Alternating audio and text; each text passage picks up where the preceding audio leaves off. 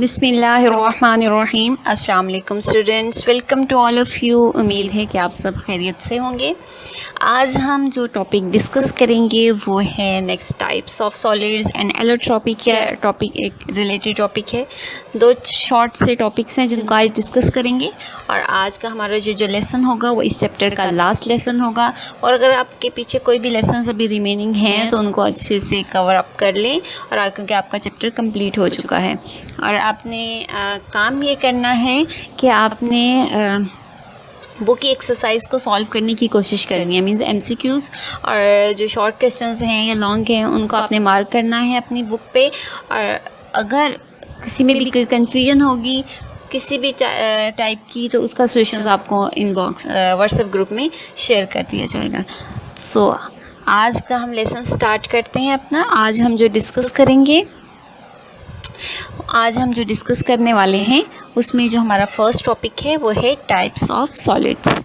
जो सॉलिड्स होते हैं उसकी जो टाइप्स होती हैं उसको हम डिस्कस करेंगे। उसमें फर्स्ट वन जो है वो है amorphous solids and the second one है वो है क्रिस्टलाइन सॉलिड्स।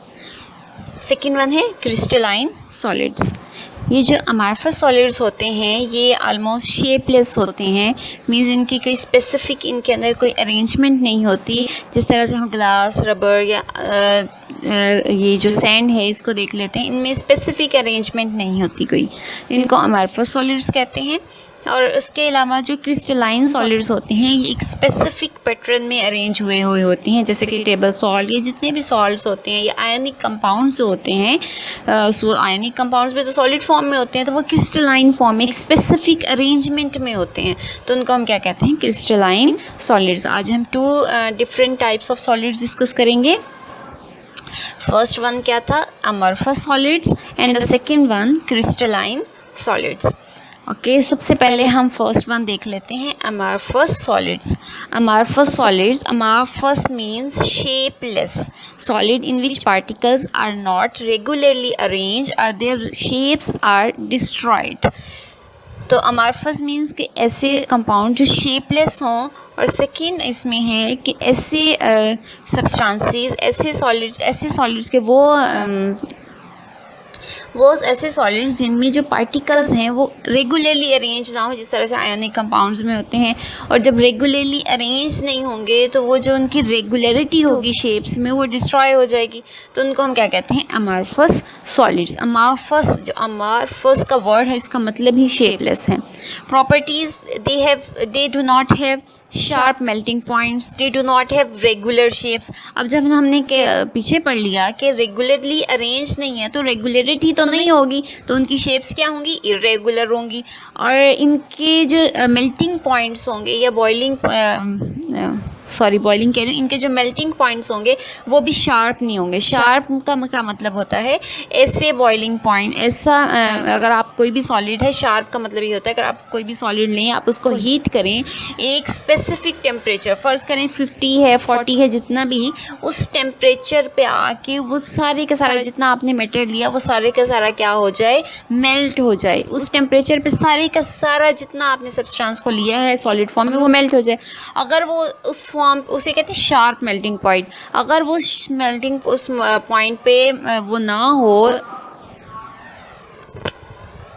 अगर कोई सब्सटेंस ऐसा है कि अगर कम्प्लीटली वो एक ख़ास टेम्परेचर पे हीट करने से कम्प्लीटली मेल्ट नहीं होता तो उसका मेल्टिंग पॉइंट जो है वो शार्प नहीं होता, वो चेंज करता है। वो अगर रेंज में आता है, मींस 40 से 50 तक में वो जाके मेल्ट हुआ है, तो इट मींस कि अगर रेंज में कोई मेल्टिंग पॉइंट आता है तो इट मींस कि वो शार्प मेल्टिंग पॉइंट नहीं है। तो ये थी इसकी प्रॉपर्टीज़। सेकंड वन हमने डिस्कस कर ली कि do not have regular shapes. अब हम एग्जांपल देख लेते हैं। Plastic, rubber and even glass are amorphous solid. जैसे कि आप इसमें डायग्राम में देख सकते हैं ग्लास, रबर, और ये हम पहले भी डिस्कस कर चुके हैं डायग्राम। जो सैंड है, प्लास्टिक है या रबर है या ग्लास है, ये सारे क्या हैं, अमॉर्फस सॉलिड की एग्जांपल्स हैं। ये मोस्टली एमसीक्यूज़ में पूछी होती हैं, अमॉर्फस सॉलिड्स की एग्जांपल्स या क्रिस्टलाइन सॉलिड की एग्जांपल्स। सेकंड जो हमने सॉलिड्स की डिस्कस करना है वह है क्रिस्टलाइन सॉलिड्स। तो क्रिस्टलाइन सॉलिड्स क्या हैं, solids in which particles are arrange in a definite 3 dimensional shape. Three dimensional pattern में अरेंज होते हैं, उन सॉलिड्स को कहते हैं क्रिस्टलाइन सॉलिड्स। इनकी प्रॉपर्टीज़ को हम देख लेते हैं। फर्स्ट वन जो इसकी प्रॉपर्टी है, एक तो ये क्या होते हैं, they have sharp melting point. ये इन्वर्स हो गया अमॉर्फस का। अमॉर्फस में क्या था कि शार्प नहीं होते मेल्टिंग पॉइंट्स, तो इसमें क्या होगा, मेल्टिंग पॉइंट्स शार्प होंगे। सेकेंड जो प्रॉपर्टी है वो है they have definite surfaces or faces, means जब इनकी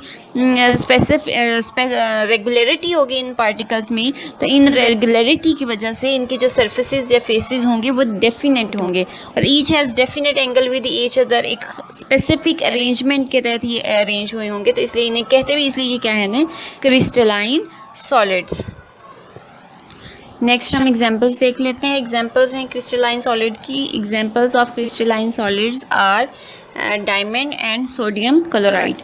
सोडियम क्लोराइड नमक जो हम टेबल सॉल्ट घर में यूज़ करते हैं वो, ये इसके अलावा कोई भी आयनिक कंपाउंड जो होते हैं वो क्रिस्टलाइन इन नेचर ही होते हैं। आयनिक कंपाउंड वो स्पेसिफिक एंगल्स पे ही उनकी बॉन्ड फॉर्मेशन हुई होती है, तो जितने भी आयनिक कंपाउंड्स होते हैं वो भी सारे क्रिस्टलाइन में आ जाते हैं। ओके, नेक्स्ट हम क्रिस्टलाइन के बाद ये थी types of solids. Types of solids एक टॉपिक था। नेक्स्ट हमारा जो सेकेंड टॉपिक है इसी लेसन का वो है एलोट्रॉपी। ये हमारा सेकेंड टॉपिक है इसी लेसन का। एलोट्रॉपी क्या है इसको हम देख लेते हैं। फर्स्ट वन इसकी डिफाइन को देख लेते हैं। The existence of an element in more than one forms in same physical state.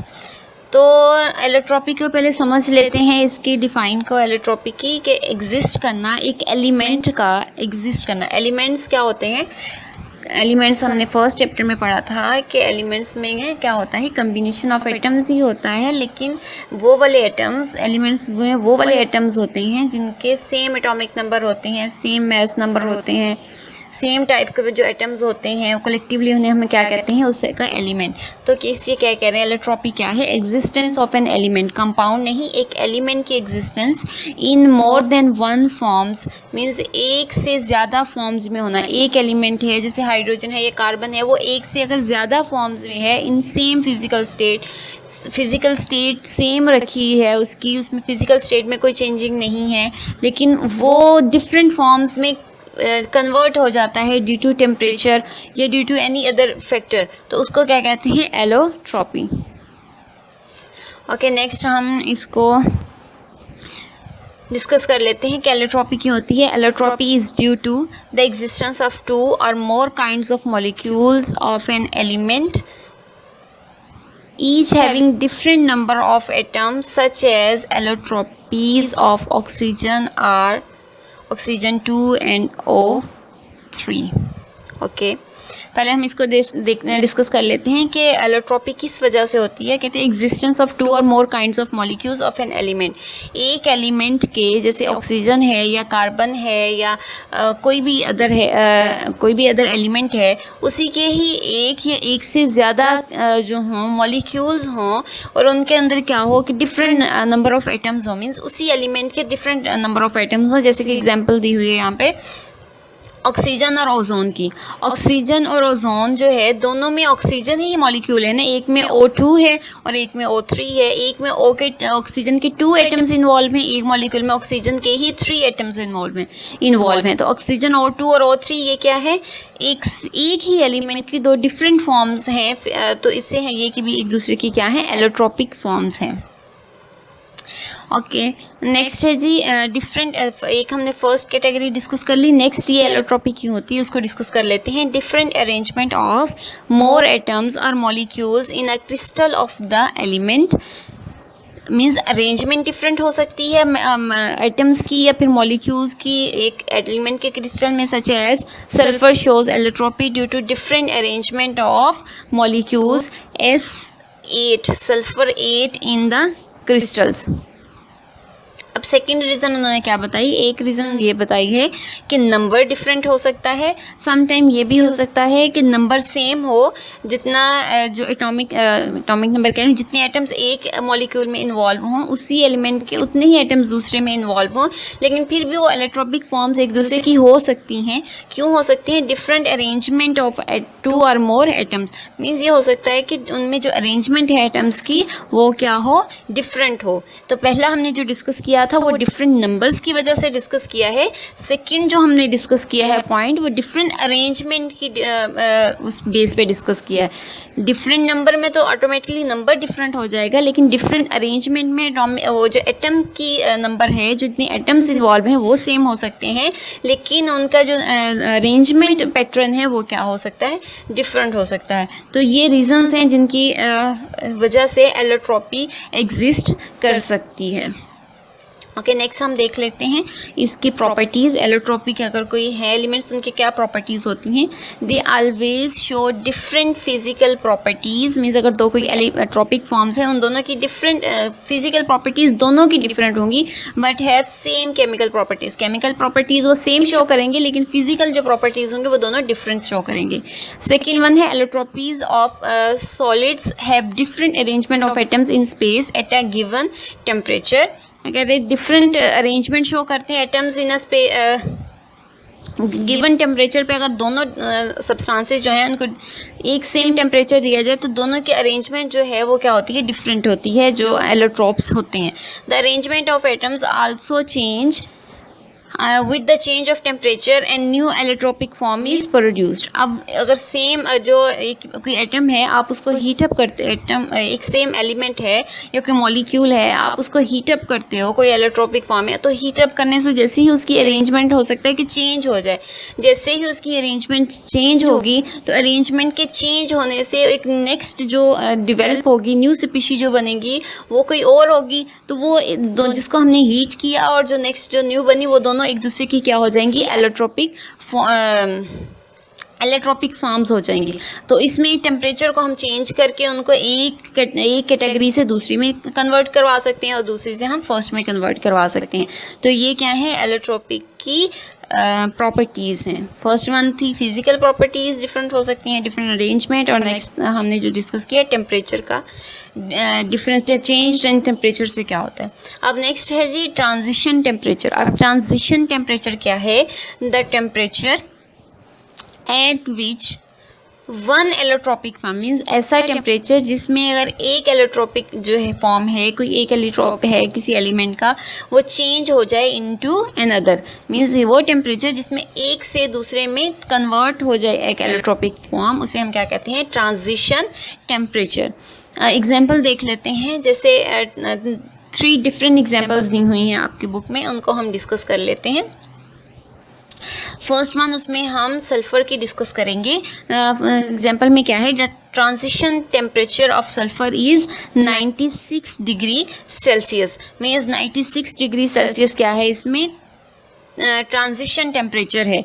किसके लिए, सल्फ़र के लिए। ट्रांजिशन टेम्परेचर किस तरह से, अगर हम 96 डिग्री सेल्सियस से टेम्परेचर को इंक्रीज़ करते हैं तो हम देखें, अब यहाँ पे देखें number of sulphur item same है, S8 रोम्बिक, S8 मोनोक्लिनिक। ऐसे यहाँ पे क्या शो कर रहा है, सल्फ़र का एलिमेंट है, सल्फ़र की सिंबल है, और ये S8 मीन सल्फ़र के 8 एटम्स आपस में कंबाइन हुए हैं, और दोनों डिफरेंट हैं। रोम्बिक और मोनोक्लिनिक क्या हैं, दोनों डिफरेंट शेप्स हैं।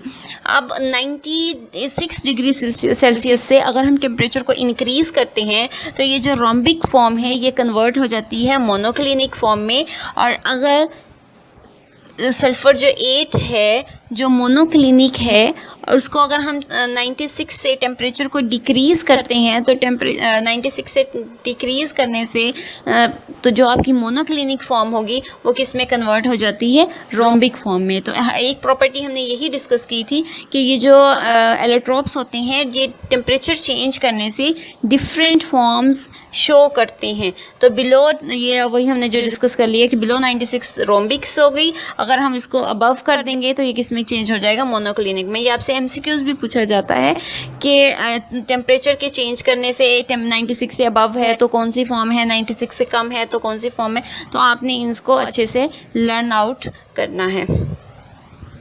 नेक्स्ट हम सेकेंड एग्जाम्पल देख लेते हैं।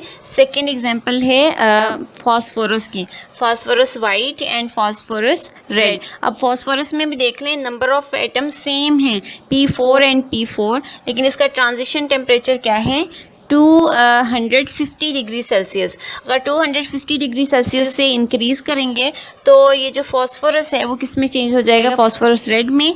और अगर इसको 250 से डिक्रीज टेम्परेचर होगा तो वो किस में हो जाएगा, वाइट में। तो white phosphorus is very reactive, poisonous and waxy solid is exist as tetraatomic molecule, while red phosphorus is less reactive and non-poisonous